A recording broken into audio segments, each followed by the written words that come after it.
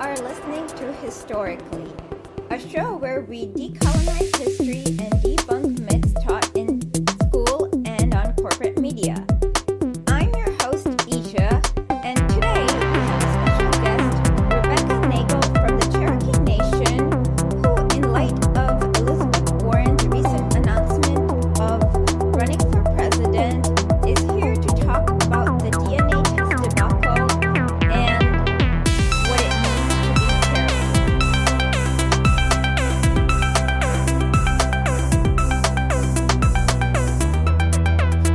I promise you I'll do this.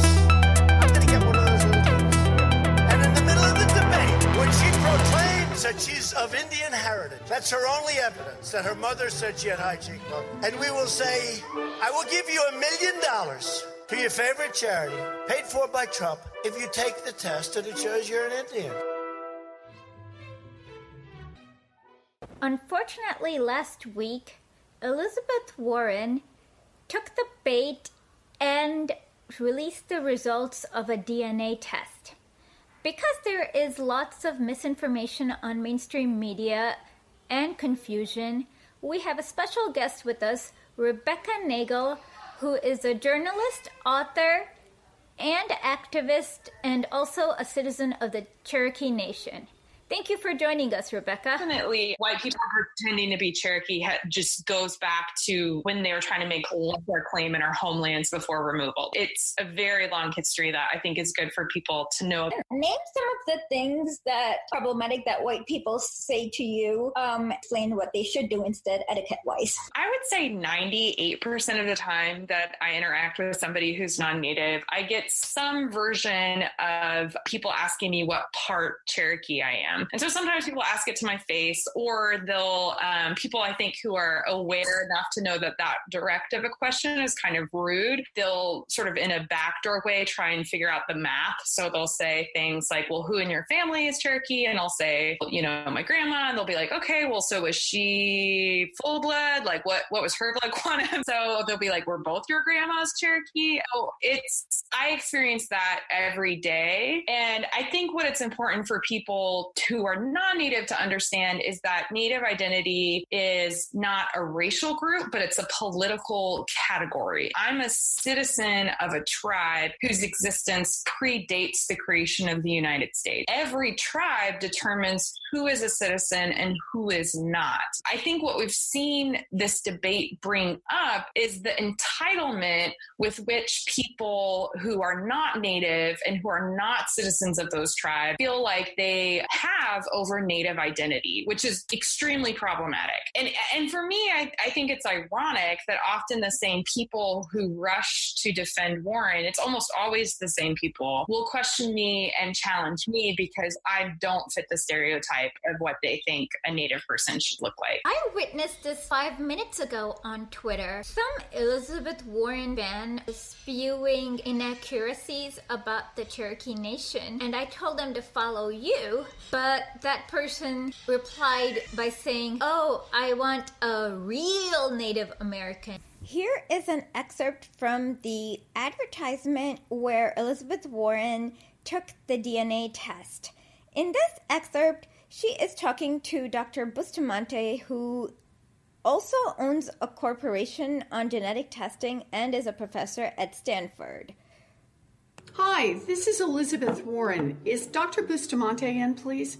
Hi, I'm Carlos Bustamante, and I've advised companies in the direct-to-consumer space, including Ancestry.com, 23andMe, and Helix. In the Senator's genome, we did find 5 segments of Native American ancestry with very high confidence, where we believe the error rate is less than 1 in 1,000. Now, the president likes to call my mom a liar. What do the facts say? The facts suggest that you absolutely have a Native American ancestor in your pedigree.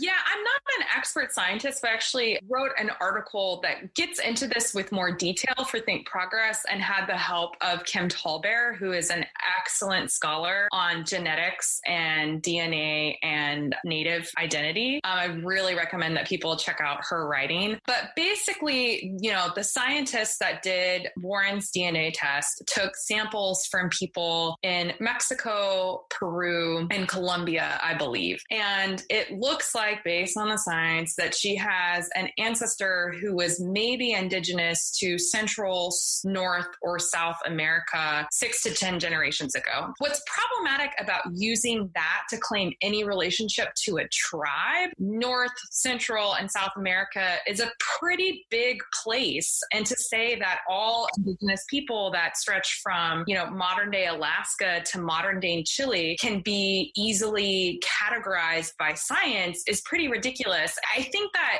if scientists did the same thing and say, had a DNA test that grouped everyone from England to Tokyo, people wouldn't take it seriously because the way that whiteness has always been defined as separate and the way that indigenous identity in the Americas has always been flattened. I think the other thing that is kind of gets maybe beyond a lot of people's understanding of Native identity and how it works, but I think is worth mentioning. This particular scientist body of research about genetics is based a lot on the Bering Strait myth and sort of ideas of migration. So the reason that an indigenous person from Colombia's DNA would be in any way relevant or, warrant to say that she's Cherokee is this idea that all Native people who are native to the Americas came over on the Bering Strait and we're all related. This is really insulting to a lot of tribal communities because we have our own history. We know where we came from. And I don't know every, Native tribe's creation story, but the ones that I do know is that we are deeply connected to this, that we were kicked out of by white people. And there's been a lot of science that's actually disproven the Bering Strait theory that is really good to look into. Indian Country Today actually has a whole series about it. And every time it comes up, it's buried. I think it's important for people to know. I think one of the things that's so hard about this is that sort of the layers of racism and erasure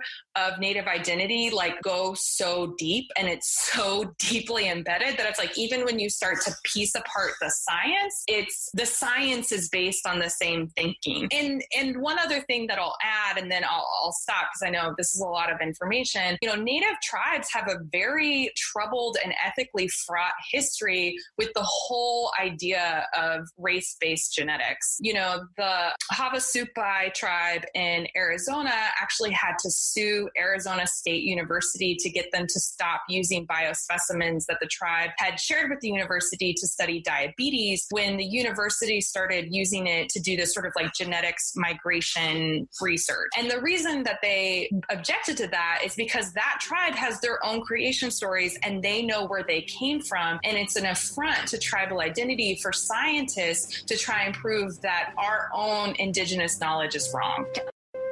For people to understand the danger of the land grab, we need to go back to the beginning. What is the Doctrine of Discovery? The Doctrine of Discovery is a series of, it's not really one document, but it's a series of papal bulls that the Catholic Church issued and then were later adopted by different monarchies like England and things like that, that said that any time that Christian nations encountered non-Christian people, they had the right to discover and take that land. It was used to colonize Africa and to start the transatlantic slave trade. It was issued around the time that Columbus colonized the land of the Taino people and what he named Hispaniola. It sounds sort of okay, that started in the 1400s. It's super racist. What does it have to do today? Well, thanks to a Supreme Court case in I believe it was in the 1830s, the Supreme Court basically turned the Doctrine of Discovery into the basis of U.S. federal Indian law. As the colonies were being created and they were still under English government, this Doctrine of Discovery was what gave them the right to claim land that other people were already living on. And then as the United States formed, the legal theory is that it inherited the Crown's right to that land. It was transferred to the United States, with the Declaration of Independence and all that stuff. Legally today, as Native Americans, we are legally not owners of our tribal land, but occupants, and it's land that's held for us in trust by the federal government. What does this mean, and what is tribal sovereignty? I think the laws around tribal land are really complicated because there are 573 federally recognized tribes, and our history of our land is really tribally specific. Some tribes have reservations, a lot of tribes don't. A lot of tribes went through allotment, like Osage Reservation went through allotment, but they still own the mineral rights, so they own all of the resources that are under their lands. And so there are a lot of unique circumstances when it comes to land rights in Indian country. And the other thing I would say about, federal Indian policy and the racist construction that it is, and this is kind of a side point, but I've seen a lot of people on social media, saying that the Dawes Roles were so racist, the way that they were created is so wrong, and the whole idea of federally recognized tribe is a colonial construct anyway, so why are we talking about this? And I think it's really important for non-Native people especially to understand is that as Native people, when we say tribal sovereignty, that is synonymous with Native rights. You don't have Native rights in the United States without tribal sovereignty. And if you look at any issue, whether it's about pipelines, the environment, keeping our children away from predatory adoption, like stopping the extremely high rates of violence against women, when it goes back to policy, it's all policy that strengthens the self-government and the jurisdiction of those tribes. And so it's a flawed system. Of course, it's impacted by colonization. Like, we didn't have this type of self-governance before white people showed up on this continent, but it's also the only thing that's kind of keeping us from the abyss. It is what guards the rights to the land that we have left. And so before people criticize it, people need to understand what it does do today that's still important. Let me just read out something from the 1866 Cherokee Constitution, just so that people understand. All native-born Cherokees, all Indians and whites legally members of the nation by adoption, and all freed men, as well as free colored persons who were in the country at the commencement of the rebellion and are now residents therein, shall be taken and deemed to be citizens of the Cherokee Nation. Yep.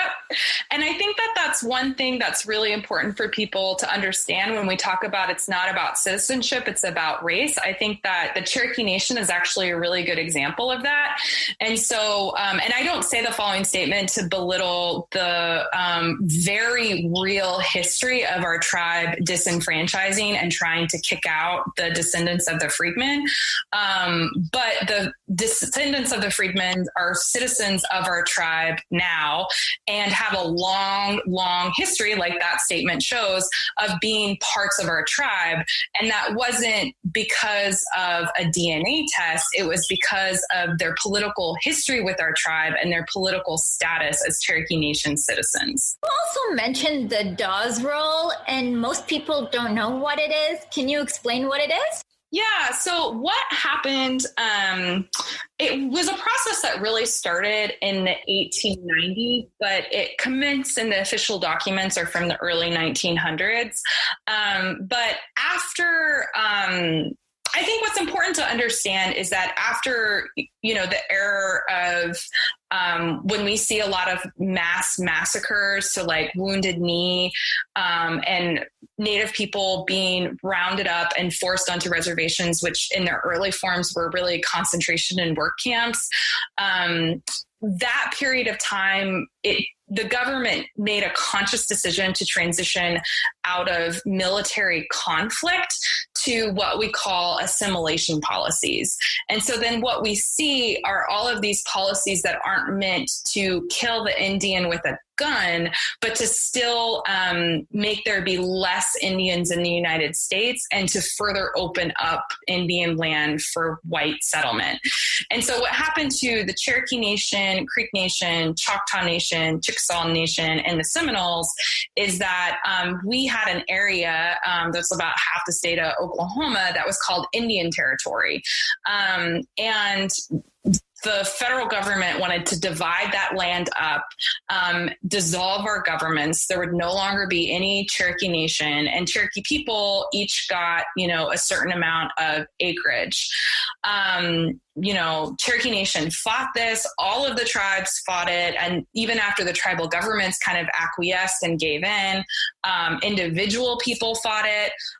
So there was Cherokees that protested the allotment, refused to participate, that were actually jailed, including a really important spiritual leader within Cherokee Nation named Redbird Smith. And so, so basically what happened is the commission came to Oklahoma and they took a census of every Cherokee Nation citizen. And then those people got parcels of land. And our government was dissolved, and we didn't have our own system of self-governance again until the 70s. And when we reestablished our Constitution and our nation in the 1970s, and we also we wrote a new Constitution in the 90s too, but we have used, since that time, we have used the Dawes Roles to determine our citizenship. And so if you are a direct descendant of somebody who's on the Dawes Roles, you can enroll in the tribe. And I think what's important is that a lot of people have these sort of rumors that, their ancestors didn't sign up.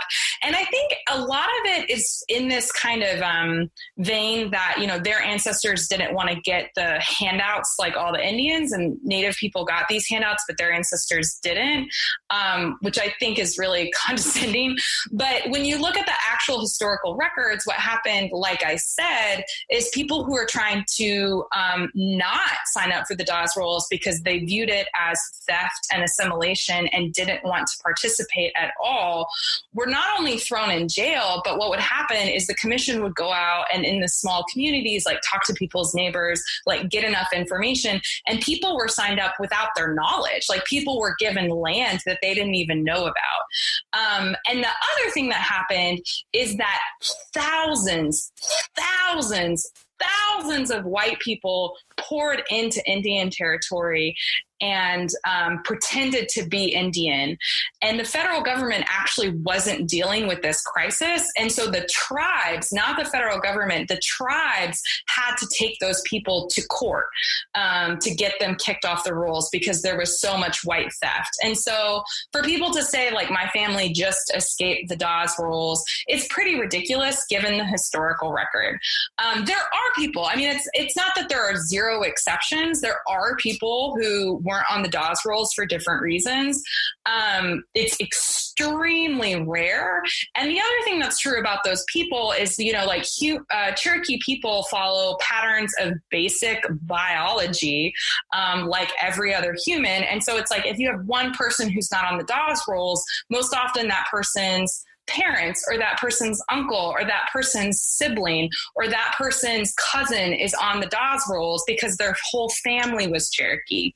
And so for people to have no documented connection to the tribe just doesn't match history and doesn't match even basic biology and how human procreation works. I'm glad I muted my mic when you said that if their family didn't get the handout. If people were to look at the map, the original Cherokee Nation was North Carolina, South Carolina, Kentucky, Tennessee, Georgia, and parts of Florida. So that's what was stolen. Yeah. And then when we came to Oklahoma, it was, our territory was basically like a quarter of the size of present day Oklahoma. And so that was taken then too.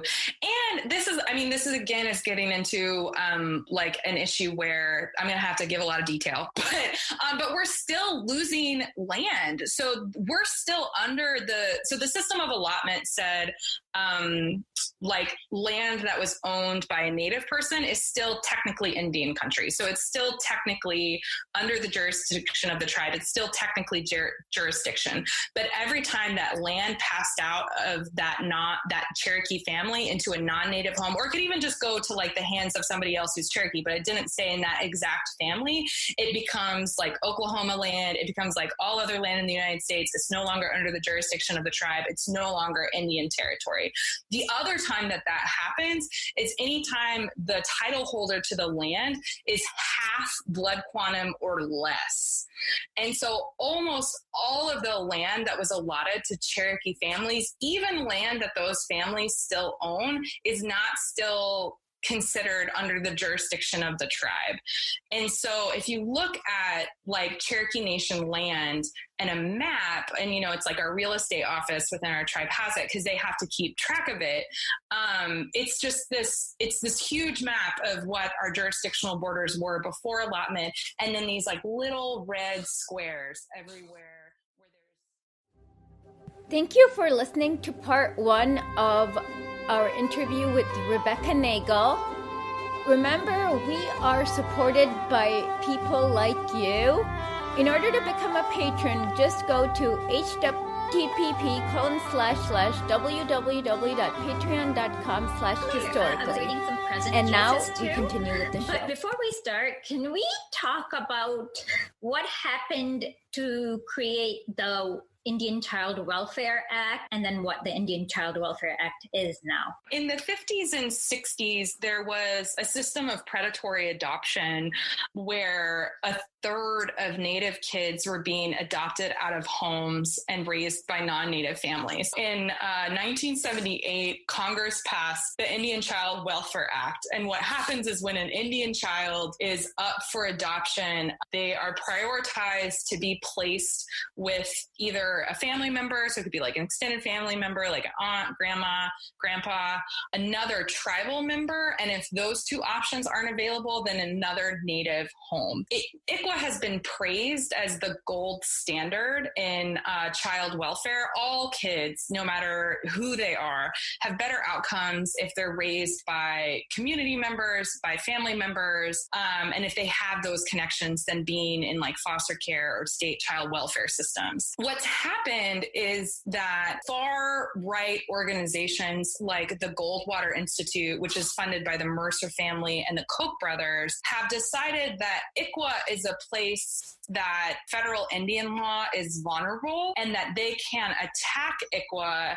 in sort of a long-term strategy to undo all of federal Indian law. And so before, when I talked about how tribal sovereignty is the thing that keeps Native people from the abyss and that it is the legal tool that we have to assert our rights, that is what they're trying to undo. They're trying to obliterate it. And so they've been making this argument in the courts, and they bring the Goldwater Institute, because it's so well funded, they have these far right fringe legal arguments that don't match the Constitution, that have no precedent, that really should just get thrown out. And 98% of the time they do, but they have the resources to just consistently and constantly and always bring the case. And so that's what the Goldwater Institute has been doing really for the past 5 years. And they finally found a judge in northern Texas that agrees with them. And so earlier this month, this judge O'Connor, he's a Republican appointee in the northern U.S. District Federal Court in Texas, ruled that ICWA is unconstitutional because Native Americans are a race and not a political group. And that goes back to kind of all of the mess that this conversation about DNA tests has created, is that I think to the average American, they don't understand that distinction. They don't understand the difference between being a citizen of a tribe and being a racial group or a homogenous group. Because of that lack of understanding, it's an effective argument for far-right groups to make, because there's not enough public education for it to be matched with public or met with public outrage. That's why ICWA is important. And another context that is good for people to know is that even with ICWA in place, Native kids are still adopted out of their homes and their families at disproportionate rate. And it's particularly in certain states, in the Dakotas, in Minnesota, and Alaska, you will see, like Native kids be about 20% of the population in Alaska. And then when you look at how many Native kids are in the foster care system, it's about 60%. We're still dealing with this crisis, and our one legal tool to really keep our kids with our families and in our communities is being compromised. So the Cherokee Secretary of State said Elizabeth Warren is undermining tribal interests with their continued claims of tribal heritage. Is there anything more that can go into this that we might not be aware of? Yeah, I think that's a really good question. I would go back to that ICWA case. So the case I talked about, I think it's called the Perkins versus Inky. And yep.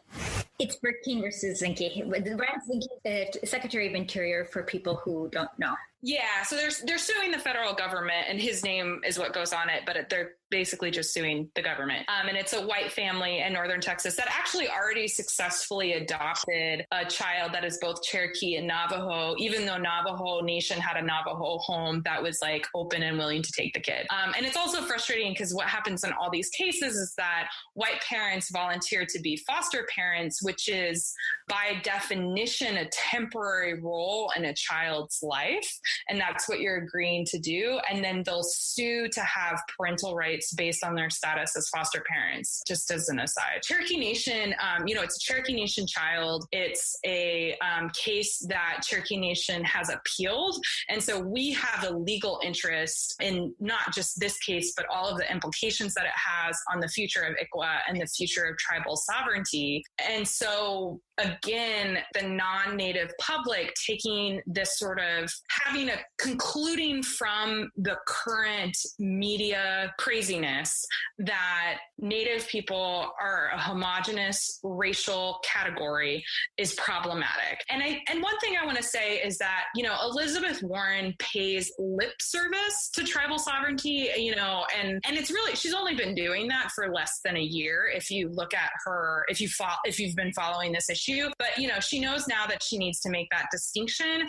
But I think that she also knows that there's enough public confusion about tribal identity that people will take this DNA test as strong evidence that she has Cherokee heritage, which is, if you understand the science and you also understand tribal identity, is completely absurd and just wrong. The other thing that I think is important for people to understand about Cherokee Nation is that, and Cherokee identity specifically, is that we're the tribe that everybody or almost everybody who imagines themselves to be Native claims. Right now in the United States, there are over 400 different groups that claim to be Cherokee. So like from the Northern Cherokee in Missouri to, the list just goes on and on. Almost in every state, there is a Cherokee group.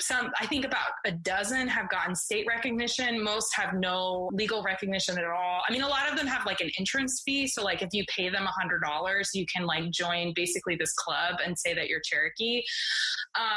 Also, on the U.S. Census, I think about 820,000 people self-identified on the census that they're Cherokee. In total, between the three federally recognized Cherokee tribes, we have about 400,000 citizens. Twice as many people in the U.S. think that they're Cherokee than are a citizen of one of our tribes. And these people, their actions aren't innocent. They do things like they sell our crafts and they sell our art for money. There's a scandal going on right now in LA where the Republican majority speaker, I think it's of their house, but a person who's high up within the state legislature, his brother-in-law got $7 million in no-bid contracts as a minority based on his membership in one of these fake Cherokee groups. Those people are taking resources that belong to Native people and using these types of false claims to prop it up. And if you Google Northern Cherokee, they've done tests with their DNA. They're really wacky. Like they have all these theories that Cherokee people are actually like the lost tribe tribe of Israel. So like with DNA testing, they've actually tried to like link themselves to Jewish people. Like it's like when you watch it, it's just like bizarre and crazy. So they're already a group that's sort of like using DNA testing and using genetic markers to try and prop up their bizarre theories to support their identity theft. And so I think like somebody who is as powerful and is as prominent as Elizabeth Warren, who is like a US senator that wants to be president, supporting the idea that identity theft is a way to claim native identity is really harmful. And Warren might not be asking for an economic handout based on the results of her DNA test. I shouldn't use the word handout. Like Warren isn't asking for the resources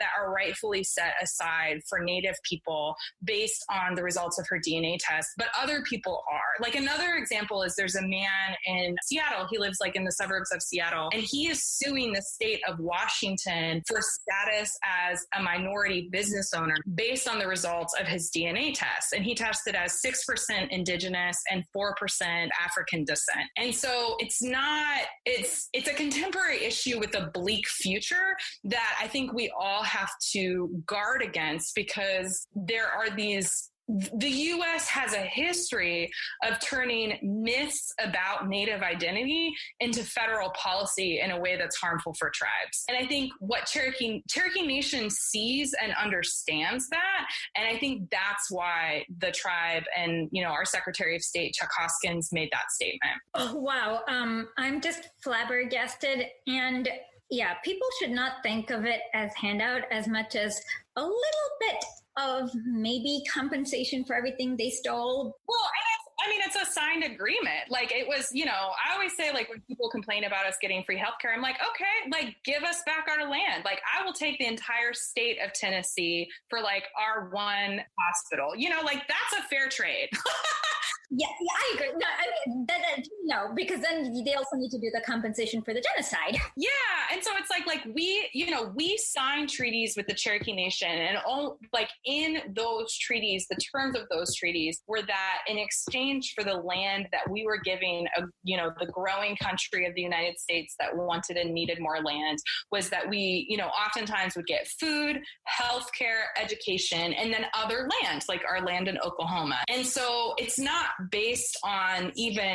even based on the idea of that we should be paid something based on what was taken from us. It's based like the whole legal structure of like Indian Health Services, of Bureau of Indian Education schools. The entire like legal structure for that is based on our treaty rights. That's an important thing for people to know and think of as a distinction. But it's one of the most pervasive stereotypes about Native people is that we get, there's actually this really great report called Reclaiming Native Truth that just came out in July. And they just were, going around and seeing what like non-Native people think about Native people. And one of the most pervasive negative myths was that we get all this free stuff that other people don't get. And it was also like had a lot of negative things around like casino money. And I think that's one of the things that's really messed up about Warren's claims. Like, she says almost on repeat, like, I didn't get into Harvard, I didn't advance my career by saying that I was Native. I never got a leg up because of it. Like, I just got it based on my credentials. And I think what is inferred by that statement, or what is implied by that statement, is that actual Native people who check the Native box, like, somehow did get a leg up just because they were Native and weren't hired based on their credentials.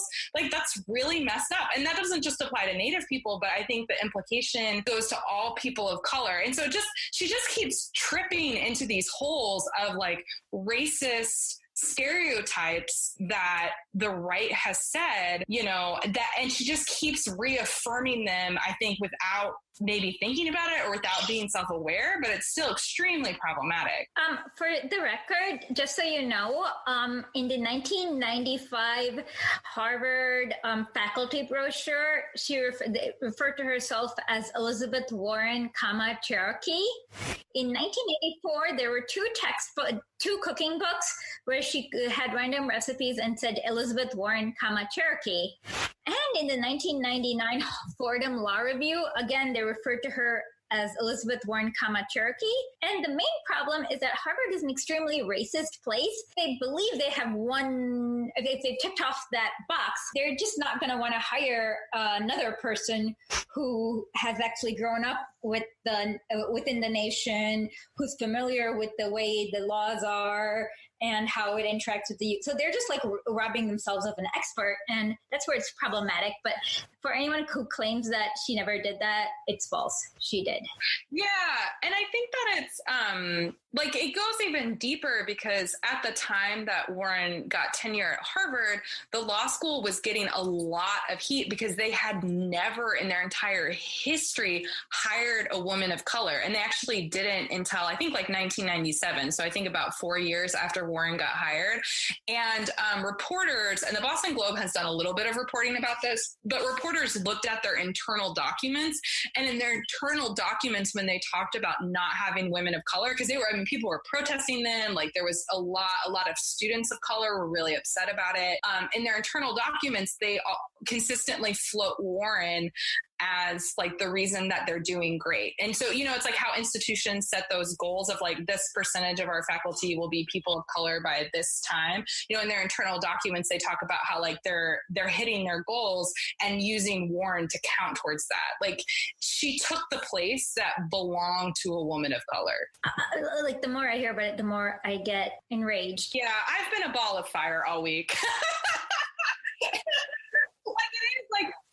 The deeper you get into it, the more it's just like, you feel like your head is going to explode, and you keep getting away with it. Like, it's crazy. And I'm not even like a member of the First Nation, and my head feels like it's going to explode just based on like what they stole. And oh my God. And the fact that they're still trying to take more of your, like, how much is enough for white people? Yeah. And I think what's important for people to know right now is, there is like, Trump's advisory committee on Native affairs suggested privatizing all remaining Native land.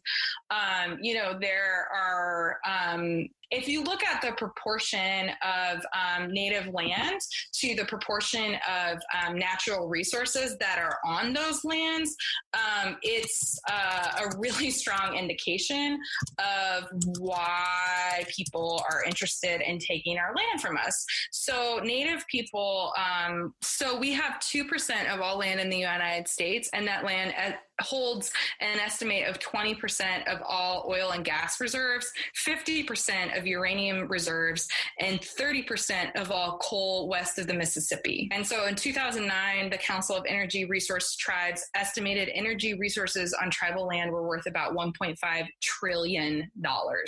And so right now, like tribal sovereignty makes it so that those resources can't be extracted without the consent of the tribe. But if you can get rid of tribal sovereignty, then it's all open for grabs. The Trump administration is trying to do like an all-out assault, like what they did in Utah. And so legal, like for activists, how can they be aware of what they're doing, and how do they protest it?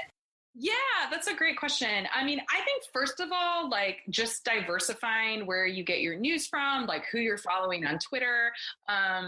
Indians.com and Indian Country Media Today pretty much follow all of the breaking stories as it relates to like these types of legal issues that I'm talking about and Native rights. And so, when court cases like the one in Texas happen, it's almost always only Native people who are talking about it. And so if we can get other people just aware, that's really helpful. And issues that are going on right now that people can participate in, man, there's so much. But I think the biggest thing is, and I hate saying this because normally on issues, but I'm like, all right, screw public education. Like we just need to focus on policy. But I actually feel like with Native people, every time we go and we try and work on policy, we hit this wall, just sort of this brick wall of public ignorance. And if people can help us just like brick by brick dismantle that wall, it would go a long way. Well, listening to our podcast, one of our main goals is to decolonize our history and debunk corporate myths. So sorry to plug my podcast here. But yeah, that makes sense. And to me, another thing I heard, like, it seems like a global trend because in Brazil, Bolsonaro is saying the same thing about the indigenous. Yeah, it's an international problem. And it's, I think the history is the most parallel in countries that we call settler colonial, where the indigenous, where white people sought to not just, reap resources from a country and, do different things like that, but actually to move in and replace the indigenous population. There's this extreme parallel of issues, whether you're talking about Australia or New Zealand or Canada or the United States, but globally, indigenous people everywhere, our rights are being attacked. And I think especially at a time when we're talking about climate change, indigenous rights are synonymous with environmental rights, and you can't do one without the other. And so, it's not just happening in the United States. And I think that, I'll just leave it at that. Okay. And if people want to learn more about you or the Cherokee Nation, where would they find that information? Yeah, well, people can follow me at Twitter. I'm at Rebecca Nagle. Cherokee Nation, we have actually a tribal newspaper that people can follow. One of my family members, one of my ancestors actually helped start it.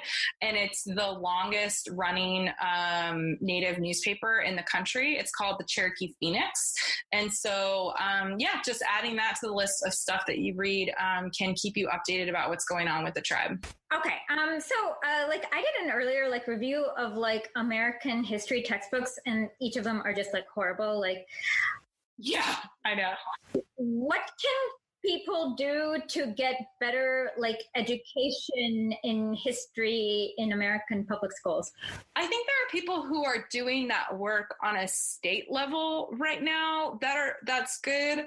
And so that definitely needs to happen. But, one fact is that of all the states, only 4 have in their curriculum the history of boarding schools, which is a very significant federal policy that really impacted Indian communities, but is not taught in 46 of the 50 states.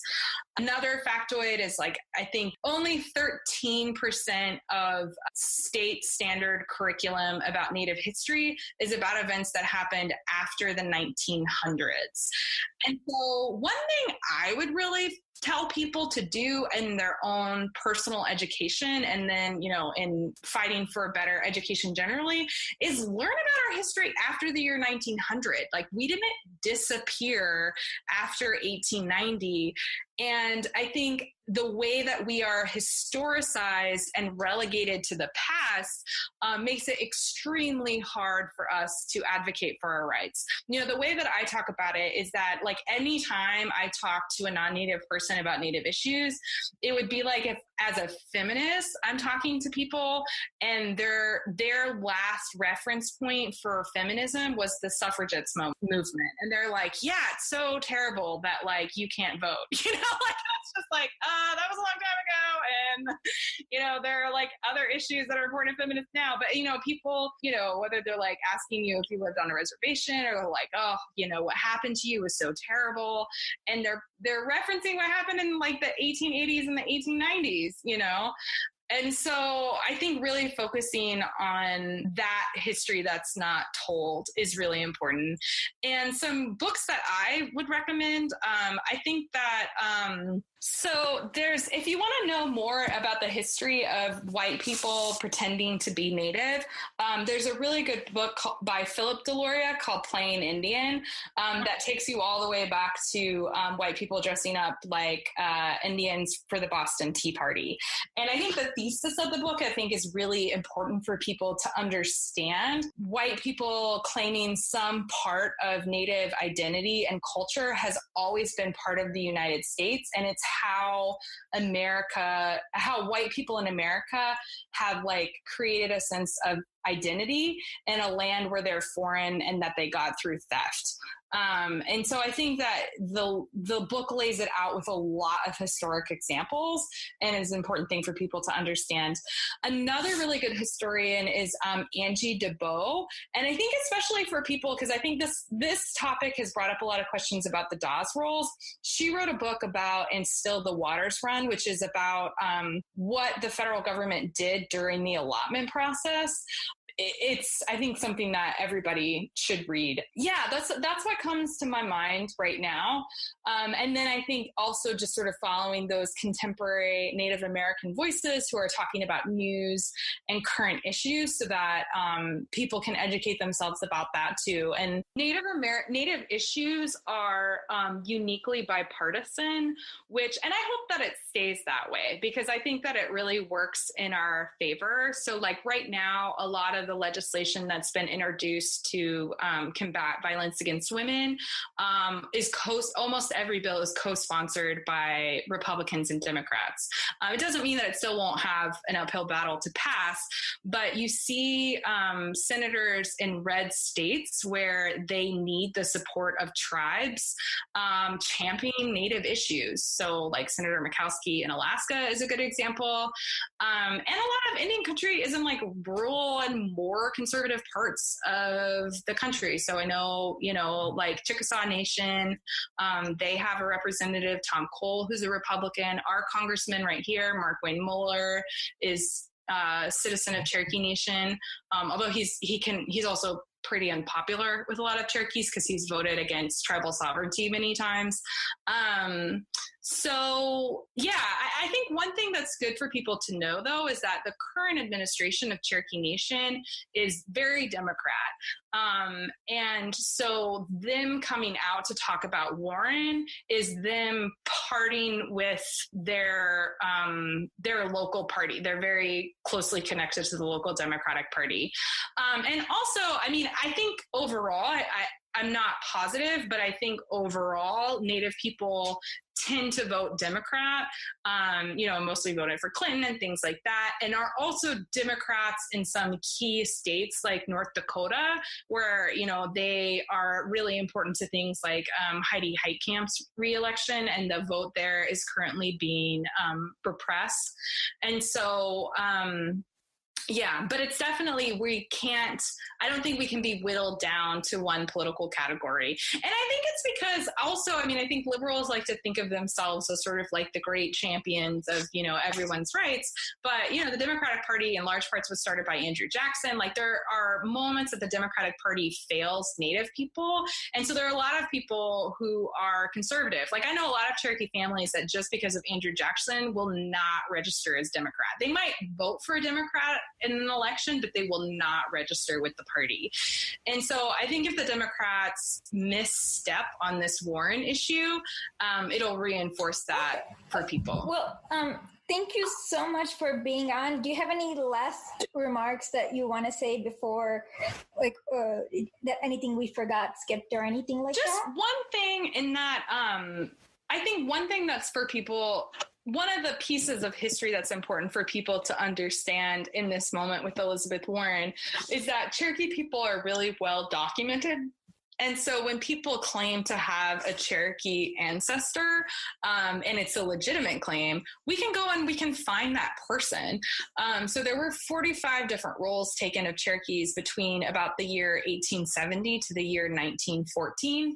And, from a census that was taken of all the Cherokees living in our homelands before removal, there's a roll of everyone who traveled the Trail of Tears and their daily rations. There's the Dawes Rolls, which we talked about more extensively. And I think that because we're Native and we're seen as primitive or as simple or somehow as like less sophisticated than white people, there's this stereotype that we don't have those records. And quite the opposite is true. And so that is part of why Cherokee people, when someone claims to be Cherokee, can speak with authority as to whether they are or not. Just sort of like royalty can do that because we have, extremely detailed records of royalty. Cherokees are actually kind of right up there in terms of being one of the most well-documented groups of people in history. Thank you for listening to Historically. I hope you enjoyed the show. So here's the truth about the system.